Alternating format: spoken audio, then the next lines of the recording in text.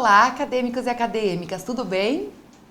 Hoje nossa discussão está voltada para as práticas literárias. Vamos discutir sobre o papel do professor na sua prática em sala de aula. Vamos lá? A literatura no ambiente escolar é um assunto muito discutido por pesquisadores, professores e críticos em geral, principalmente pela abordagem de textos em sala de aula. Certamente muitos professores já devem ter se perguntado como deve ser o trabalho com a literatura em sala de aula. Como formar leitores de mundo, leitores plurais. Dessa forma, alguns questionamentos devem ser respondidos pelo próprio docente a partir de algumas reflexões, como por exemplo, tentem responder.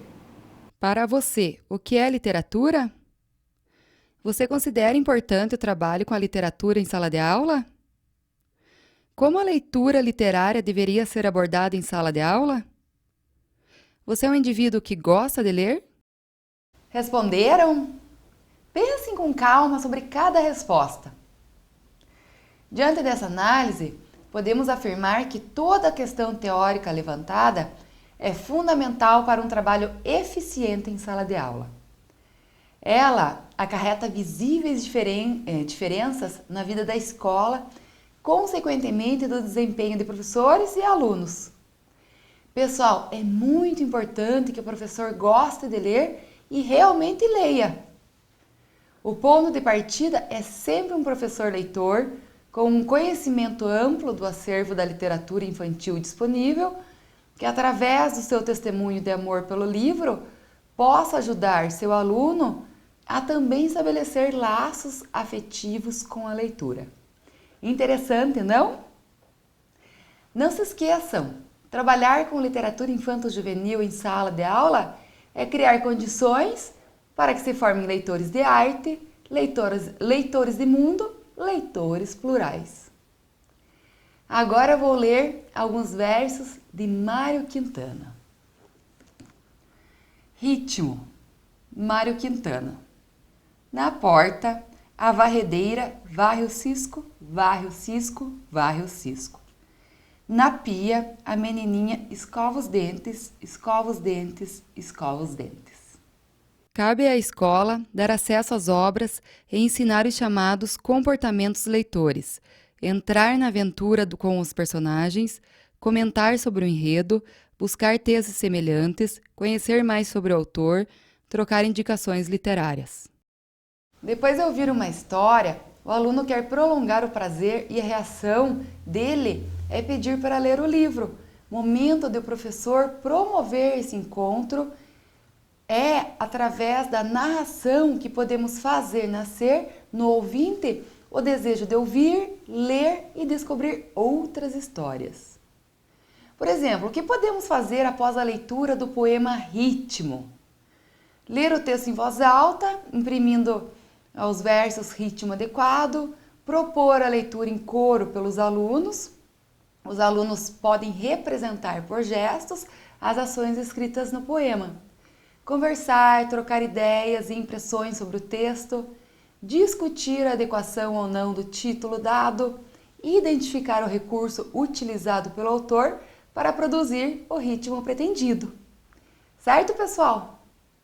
E é preciso compreender que antes de analisar e refletir sobre os aspectos formais da literatura, os estudantes têm de gostar de ler. E isso só se faz de uma maneira.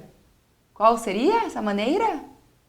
Exatamente, lendo, lendo e lendo.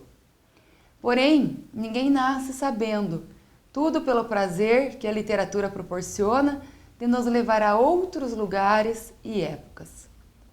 Um percurso que idealmente começa na infância, mas também pode ser iniciado mais tarde, ou seja, nunca é tarde para abrir o primeiro livro. A descoberta do prazer em ler. Quem aprende a ler nunca mais se sente sozinho. Quem lê aprende a combater os imperativos do ter. Aprende a ser. Começa a ver o mundo com os olhos do outro. Compreende a beleza da natureza, assim como sua própria natureza bela. Sente-se livre, poderoso, independente, capaz. É capaz de escolher por si só e encontrar em si a possibilidade de ser feliz, de amar, de sonhar e mesmo que o prendam, é capaz de viajar para onde quiser. Contar histórias lidas, ouvidas, imaginadas, histórias de contos de fada, de terror, de suspense, entre outras. Enfim, todas essas formas de comunicação sempre estiveram presentes na vida e na lembrança de qualquer pessoa. A autora chamada Abramovic salienta que é importante para a formação de qualquer criança ouvir muitas histórias. Escutá-las é o início da aprendizagem. Para ser leitor, é ter um caminho absolutamente infinito de descobertas e de compreensão do mundo. Acompanhe. Um livro não muda o mundo. O que muda o mundo são as pessoas, mas um livro pode mudar uma pessoa. Pessoal, anotem aí. Uma das marcas da literatura infanto-juvenil brasileira é a sua contribuição para uma visão mais crítica da realidade. Isso tudo sem deixar de lado a fantasia, o humor, a poesia. Estão incluídos nesse caso os livros de Ziraldo, Ruth Rocha, Ana Maria Machado, Mari França, em parceria com Eliardo França, Marina Colasanti e muitos outros. Ao mesmo tempo em que faz a criança rir, sonhar e se divertir, a literatura atual também não se furta de convidá-la a olhar ao redor e refletir sobre o que está acontecendo. Um exemplo contundente é a história O Pai da Filha e a Filha do Pai, de Adriana Jorge. Conhecem? O livro é apresentado já em sua capa como uma história de amor eterno, com abismo no meio e encontro no fim. Prestem atenção no resumo da história. Espero que vocês gostem.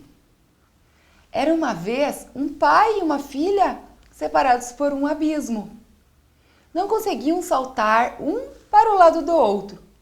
Ficavam apenas imaginando como seria bom se pudessem se abraçar, confidenciar emoções ou dançar juntos. Passaram a vida com esse corte no meio, impedidos de se unirem. Até que um dia resolveram acabar com essa distância. Saltaram ambos ao mesmo tempo para dentro do abismo, a fim de se encontrarem lá embaixo, naquele buraco onde temiam defrontar-se com monstros e lagartos. Mas ao chegarem lá no fundo, não foi monstro nem lagarto que encontraram, e sim lembranças quase esquecidas, palavras engasgadas, frases que nunca chegaram a ser ditas. Legal, não é mesmo? Gostaram? Quantas interpretações não dá para imaginar a partir da leitura desse livro? Quanto tempo podemos nos deter observando, analisando e se emocionando com a história contada por Adriana, mas que poderia ser contada por tantas outras filhas e filhos que vivem separados de seus pais por abismos diversos. Fica a dica. O trabalho do professor deve ser considerado uma ponte para fazer o aluno chegar ao livro e permitir que ele busque seus caminhos literários por seus próprios meios, tirando do texto o que mais lhe interessar no momento, usufruindo daquilo que veio ao encontro de suas buscas, sentindo o prazer do ler pelo ler, sem ser cobrado e sufocado posteriormente com fichas de leitura. Acadêmicos e acadêmicas, não esqueçam, é no encontro com qualquer forma de literatura que os homens têm a oportunidade de ampliar, transformar ou enriquecer sua própria experiência de vida. Nesse sentido, a literatura apresenta-se não só como veículo de manifestação de cultura, mas também de ideologias. A literatura infantil, por iniciar o ser humano no mundo literário, deve ser um instrumento para a sensibilização da consciência, para a expansão da capacidade de analisar o mundo, sem estar a serviço de qualquer interesse. Bom, pessoal, e para finalizarmos a nossa aula, vamos à leitura de uma história bastante conhecida. João e Maria. Era uma vez um lenhador muito pobre, que tinha 2 filhos, João e Maria. Quando sua esposa morreu, ele se casou de novo. Depois de um tempo, já não havia comida suficiente para todos. Vamos abandonar as crianças na floresta, disse a madrasta. O lenhador, mesmo triste, fez o que ela mandou. João, que era esperto, levou seu último pedaço de pão e foi jogando migalhas para marcar o caminho de volta para casa. Mas os animais também estavam com fome e comeram as migalhas. Quando o pai foi embora, as crianças ficaram perdidas. De repente, as crianças avistaram uma casa feita de doces. Elas estavam com tanta fome que começaram a comer as guloseimas. Quem está comendo o que é meu? Alguém gritou. Era a bruxa má, que empurrou as crianças para dentro de casa. Maria foi obrigada a trabalhar e João ficou preso numa gaiola. A bruxa queria engordá-lo para depois comê-lo. Todos os dias a bruxa pedia para João mostrar-lhe um dedo para saber se ele estava engordando.